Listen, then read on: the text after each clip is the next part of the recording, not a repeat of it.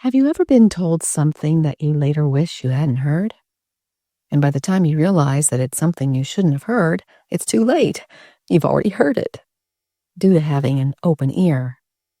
Have you ever told other people things that shouldn't have been said? And by the time you realize that it shouldn't have been said, it's too late? The open ears of others have heard, due to your open lips.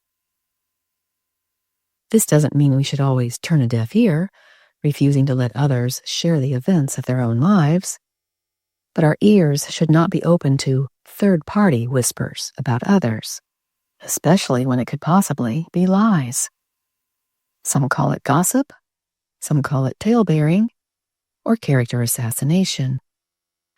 Verbal assassins are also called parrots, busybodies, scandalmongers, etc. Why is it so easy to fall into the habit of speaking ill of others to others? Are we just trying to make ourselves look better than others? And since we know that boasting is a sin, we try a different approach, making others look bad so that we can seem good by comparison?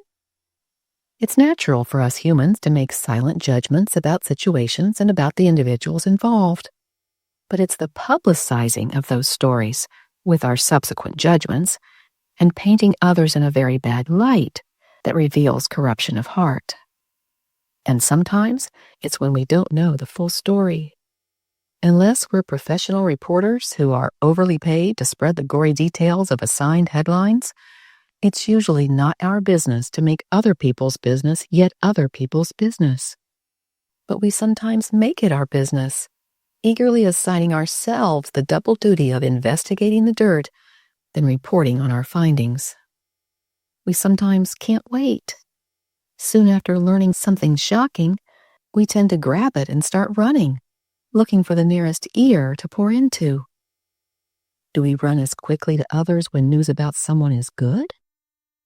If not, why not? Why do we only feel the urge to spread news when it's bad?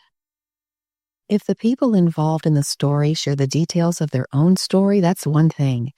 They can determine who knows what and how much. But should their nosy frenemies determine who knows what and how much? And what if it were our stories that they were gossiping about? Ellen G. White wrote a lot regarding evil speaking, sometimes using two words, evil speaking or speaking evil. We're thus counseled by the Holy Spirit, speak evil of no man, hear evil of no man. Of course, that also includes women. He or she may profess attachment and yet throw out covert hints and stab the character in the dark. Resolutely refuse to hear, though the whisperer complains of being burdened till he speak.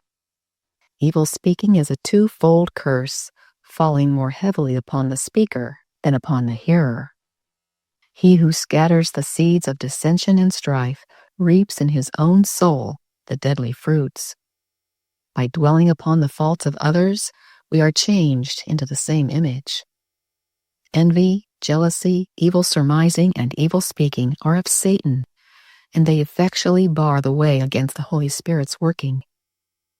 God will call to account all who aid Satan in his work of criticizing and discouraging. Wow, those are quite convicting. So how can we sum it up in a concise way that will help us to easily remember those counsels? When tempted to speak about others, we each should first ask ourselves, would I say it in their presence? Would God likely smile on hearing it?